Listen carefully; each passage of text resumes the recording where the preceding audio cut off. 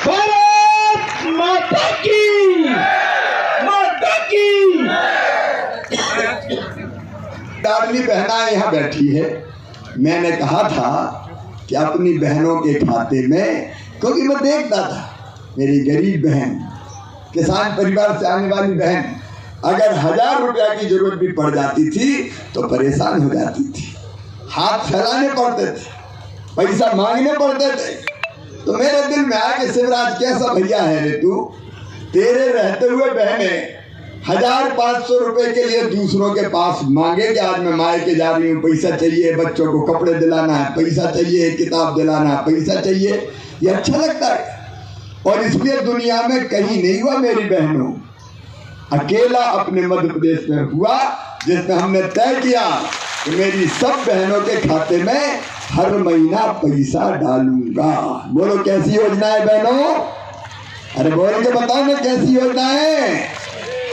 अच्छी योजना है। अब हर महीना पैसा आ रहे, पहले दिए 1000, अब 1000 से बढ़ के कर दिए 1250। और पैसे की जुगाड़ में लगा हूँ, तो पैसा बहुत से लगते हैं। बहनें बहुत है मेरी, 1,32,00,000 बहनें हैं, 1,32,00,000। 1 लाख से ज्यादा तो यही आके 1,29,000। और तो भी ना करके रहे, बहुत सी बहनें रह गई। अरे रह गई तो चुनाव के बाद उनका नाम भी जोड़ दूंगा, चिंता मत करना।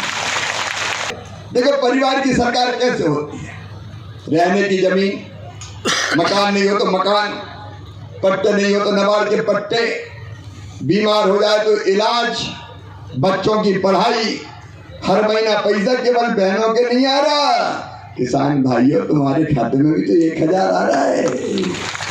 6000 पीएम के और 2000 सीएम के, कितनी योजनाओं के पैसे गिनाऊं? जरा ईमानदारी से बताओ, दिल पे हाथ रख के बताओ, कांग्रेस ने कभी ये सुविधा दी थी क्या? जोर से बताओ, दी थी क्या? उनको तो केवल वोट चाहिए और सत्ता, लेकिन हम सत्ता नहीं, हम तो सेवा के लिए आए हैं। आपकी सेवा मेरे लिए रानी माता की पूजा है, भगवान की पूजा है। तो मेरी बहनों और भाइयों, बहुत लंबी बात की है, जरूरत नहीं है। नागर जी, गुमान सिंह जी और पूरी टीम बैठी है। मैं आपको वचन देता हूँ अध्यक्ष जी, देखो मैं ऐसा मुख्यमंत्री हूँ जो रोता नहीं है कि मेरे पास पैसे ही नहीं है।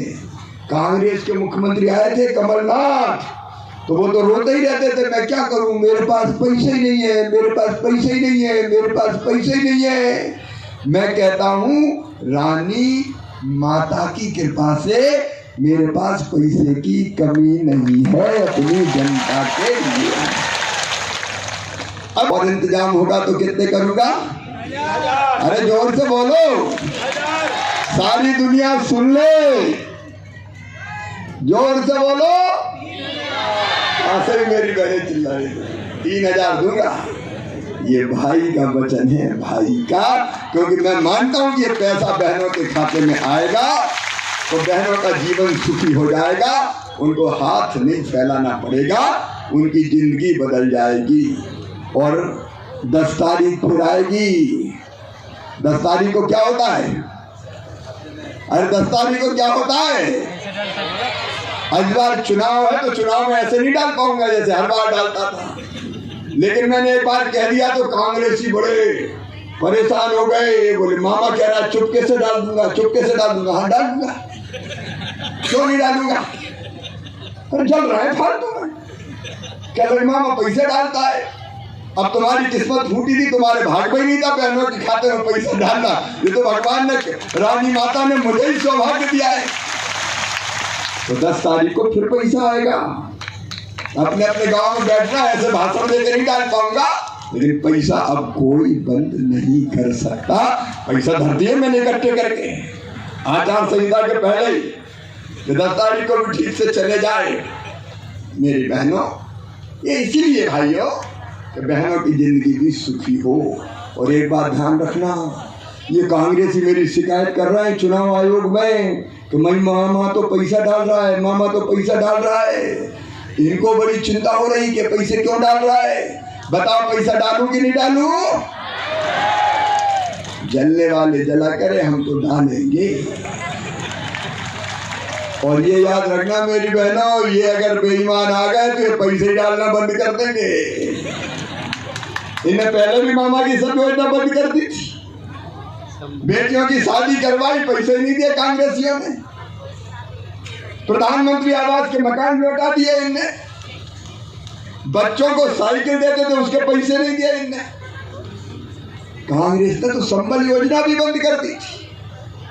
कंप्यूटर लैपटॉप बच्चों को 12वीं में अच्छे नंबर लाते थे, हम देते थे, कांग्रेसियों ने बंद कर दिए। अब तो बेटा बेटियों मामा अच्छे नंबर लाने पे स्कूटी भी दिलवा रहा है, स्कूटी बारी।